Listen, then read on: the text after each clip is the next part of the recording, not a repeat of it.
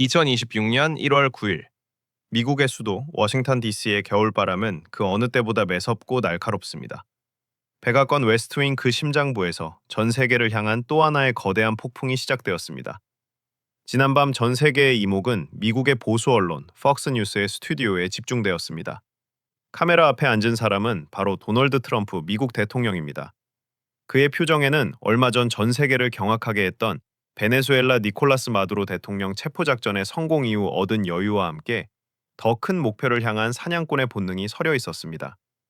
인터뷰의 조명이 트럼프 대통령의 얼굴을 비추자 그는 특유의 단호한 손짓과 함께 그동안의 금기를 깨는 충격적인 발언을 쏟아냅니다. 우리는 이제 카르텔과 관련해 육상에서도 타격을 가할 것입니다. 이 짧지만 강력한 한 문장은 단순한 인터뷰 답변이 아니었습니다. 그것은 지난 수십 년간 미국이 고수해온 해상 차단 중심의 마약 대응 전략을 송두리째 뒤엎는 선언이었습니다. 바다가 아닌 멕시코의 영토, 즉 주권 국가의 육지를 미군이 직접 공격하겠다는 의지를 공식화했기 때문입니다. 트럼프 대통령의 목소리는 점점 고조됩니다. 카르텔이 멕시코를 운영하고 있는 상황을 보는 것은 매우 슬픈 일입니다. 그는 슬픔이라는 감성적인 단어를 사용했지만 그 이면에는 멕시코 정부의 무능력을 질타하고 미국의 직접 개입을 정당화하려는 냉철한 계산이 깔려 있습니다. 그는 멕시코 정부가 이미 카르텔에 대한 통제력을 상실했다고 규정했습니다. 이는 곧 멕시코의 주권을 우회적으로 부정하는 것이며 미군이 국경을 넘을 수 있는 명분을 쌓는 치밀한 정치적 포석이었습니다. 전쟁에는 명분이 필요하고 현대전에서 그 명분은 종종 숫자로 만들어집니다. 트럼프 대통령은 이번 인터뷰에서 대중의 공포를 자극할 구체적이고 충격적인 수치를 제시했습니다. 그들은 우리 국민을 매년 25만 명, 아니 30만 명이나 죽이고 있습니다. 끔찍한 일입니다. 30만 명이라는 숫자. 이는 웬만한 중소도시 인구 전체가 매년 사라진다는 뜻이며 미국인들에게는 실제 전쟁보다 더 큰 공포로 다가오는 숫자입니다. 마약이 국경을 넘어와 내 가족과 이웃을 죽이고 있다는 공포심은 트럼프의 강경책을 지지하는 가장 강력한 동력이 됩니다. 그러나 진실의 차가운 데이터는 다른 이야기를 하고 있습니다. 미국 질병통제예방센터 CDC의 데이터 서버를 들여다보면 실상은 다릅니다. CDC의 최신 잠정 자료에 따르면 지난해 4월까지 12개월간 미국 내 약물 과다 복용 사망자는 약 7만 6,516명으로 집계되었습니다. 물론 7만 명이라는 숫자도 비극적이지만 트럼프 대통령이 주장한 30만 명과는 무려 4배 가까운 차이가 납니다. 게다가 이 수치는 전년 동기 대비 약 25%나 감소한 수치입니다. 데이터 분석가들은 화면에 뜬 막대 그래프를 보며 고개를 젓습니다. 사망자는 줄어들고 있는데 대통령의 위협 수위와 공포 마케팅은 오히려 극단으로 치닫고 있습니다. 왜일까요? 전문가들은 이것이 실제 통계에 기반한 정책이라기보다는 지지층을 결집하고 멕시코에 대한 무력 사용을 정당화하기 위해 고도로 기획된 정치적 수사라고 분석합니다. 30만 명의 죽음이라는 왜곡된 프레임은 대중에게 멕시코 침공을 정당방위로 인식하게 만드는 강력한 최면제와도 같습니다. 사람들이 트럼프의 이번 발언을 단순히 정치적 허풍이나 협상용 레토릭으로 치부하지 못하는 결정적인 이유가 있습니다. 바로 며칠 전 있었던 사건, 베네수엘라 침공 작전 때문입니다. 한 국가의 현직 대통령인 니콜라스 마두로를 체포하기 위해 미군 특수부대가 베네수엘라 본토에 진입했던 그 충격적인 영상이 아직도 전 세계 뉴스 채널을 장식하고 있습니다. 국제법 위반 논란과 주권 침해라는 비난에도 불구하고 트럼프 행정부는 미국의 안보를 위해서라면 성역은 없다는 것을 말이 아닌 행동으로 보여주었습니다. 백악관 상황실의 분위기는 고무되어 있습니다.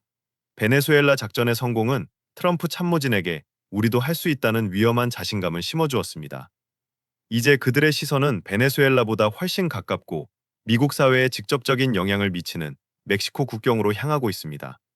지도 위에 붉게 표시된 카르텔의 거점들은 이제 단순한 범죄 소굴이 아니라 미군이 타격해야 할 적의 군사기지로 인식되고 있습니다. 시선을 국경 너머 남쪽으로 돌려봅니다. 멕시코시티의 심장부 소칼로 광장. 대형 전광판을 통해 트럼프의 육상 타격 발언이 속보로 전해집니다.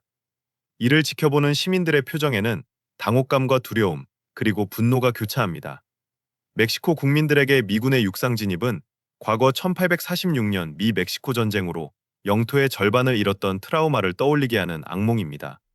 우리 땅이 다시 한번 강대국의 전쟁터가 되는가 라는 불안감이 도시 전체를 감쌉니다. 멕시코 대통령궁의 움직임도 긴박합니다. 외교부 장관은 긴급 회의를 소집하고 미국 대사를 초치합니다. 미국이 말하는 육상 타격이 구체적으로 무엇을 의미하는지 파악하기 위해 정보 라인을 총동원합니다. 뉴스위크의 분석처럼 이것이 단순히 정보전이나 비밀 공작의 확대일 수도 있습니다. 하지만 최악의 경우 드론 폭격이나 특수부대 투입과 같은 물리적 타격이 가해진다면 이는 명백한 주권 침해이자 양국 관계의 파탄을 의미합니다. 멕시코 정부 입장에서는 카르텔도 문제지만 미국의 군사 개입은 정권의 존립을 흔드는 더 큰 위협입니다. 리오그란데 강을 사이에 둔 접경 지역은 폭풍 전야의 고요함이 감돕니다. 높게 솟은 국경 장벽 위로 미군 정찰 드론이 윙윙거리는 소리를 내며 비행 횟수를 늘리고 있습니다. 장벽 너머 멕시코 쪽 항모지에는 카르텔의 정찰병들이 긴장한 눈빛으로 북쪽을 응시합니다. 멕시코의 카르텔은 단순한 범죄 조직이 아닙니다. 그들은 대전차 로켓과 중기관총으로 무장한 준군사 조직입니다. 만약 미군이 진입한다면 그들은 자신들의 생존을 위해 격렬하게 저항할 것입니다. 멕시코 국경지대는 순식간에 민간인이 뒤섞인 시가전이 벌어지는 아수라장으로 변할 수 있습니다. 전문가들은 이것이 제2의 베트남전이나 아프가니스탄전처럼 끝을 알 수 없는 수렁이 될 수도 있다고 경고합니다. 이 긴장은 안보를 넘어 글로벌 경제의 혈관을 타고 흐릅니다. 뉴욕 월가와 한국 여의도의 증권가 모니터들이 붉은색과 파란색으로 요동칩니다. 글로벌 이코노믹의 보도에 따르면 시장은 트럼프의 발언에 민감하게 반응하고 있습니다. 멕시코는 미국의 최대 교역국 중 하나이며 수많은 글로벌 기업의 생산 기지입니다. 한국의 삼성전자, LG전자, 기아자동차 같은 주요 기업들도 멕시코 곳곳에 거대한 공장을 운영하며 북미 시장을 공략하고 있습니다. 만약 트럼프의 말대로 육상 타격이 현실화되어 국경이 폐쇄되거나 물류가 마비된다면 어떻게 될까요? 부품을 실은 트럭들이 국경에서 멈춰서고 컨베이어 벨트는 작동을 멈추게 됩니다. 반도체, 자동차, 가전제품의 공급망이 끊어지는 물류 대란의 시나리오가 현실화될 수 있습니다. 예측 시장에서는 벌써부터 멕시코 페소화의 가치 폭락에 베팅하고 있으며 불안한 투자자들은 금이나 달러 같은 안전자산으로 급격히 이동하고 있습니다. 트럼프의 입은 미사일보다 더 빠르고 강력하게 세계 경제를 타격하고 있습니다. 펜타곤의 군사 전략가들은 구체적인 작전 시나리오를 검토하고 있습니다. 첫 번째 시나리오는 핀포인트 드론 공습입니다. 미 본토에서 이륙한 무인 공격기가 멕시코 깊숙한 곳의 마약 제조 공장을 정밀 타격하는 것입니다. 아군 인명 피해를 최소화하면서 카르텔의 인프라를 파괴할 수 있지만 우방국의 영공을 침범하여 폭격을 가한다는 엄청난 외교적 부담을 감수해야 합니다. 두 번째 시나리오는 특수부대 레이드입니다. 베네수엘라에서 마두로를 체포했던 것과 유사하게 델타포스나 네이비실 팀이 헬기를 타고 멕시코 내륙으로 침투하여 카르텔 수뇌부를 납치하거나 사살하는 방식입니다. 이는 헐리우드 영화에서나 보던 장면이지만 지금의 트럼프 행정부라면 충분히 실행에 옮길 수 있다는 것이 전문가들의 중론입니다. 세 번째 시나리오는 사이버 전면전입니다. 물리적 타격 이전에 멕시코의 금융망과 통신망을 교란하여 카르텔의 자금줄을 마비시키는 것입니다. 하지만 이 과정에서 멕시코 일반 시민들의 피해가 발생할 수 있고 멕시코 사회 전체의 혼란을 야기할 수 있다는 부작용이 있습니다. 어떤 시나리오든 멕시코와의 외교적 파국과 반미 감정의 폭발은 피할 수 없어 보입니다. 이제 세상은 묻습니다. 다음은 어디인가? 트럼프의 시선은 멈추지 않습니다. 베네수엘라를 넘어 멕시코로 향한 그의 칼끝은 그 다음으로 파나마 운하의 통제권 회수를 겨냥할까요? 아니면 일기 집권 때부터 눈독 들였던 그린란드 매입을 강행할까요? 예측 시장에서는 벌써 다음 타겟을 놓고 도박을 벌이고 있습니다. 국제 질서는 이제 상호 존중과 규범 협약 중심의 시대에서 철저히 미국의 국익과 힘의 논리가 지배하는 시대로 재편되고 있습니다. 다시 화면은 백악관을 비춥니다. 밤이 깊었지만 대통령 집무실의 불은 꺼지지 않습니다. 트럼프 대통령은 지도 위에서 멕시코 국경을 손가락으로 긋고 있을지 모릅니다.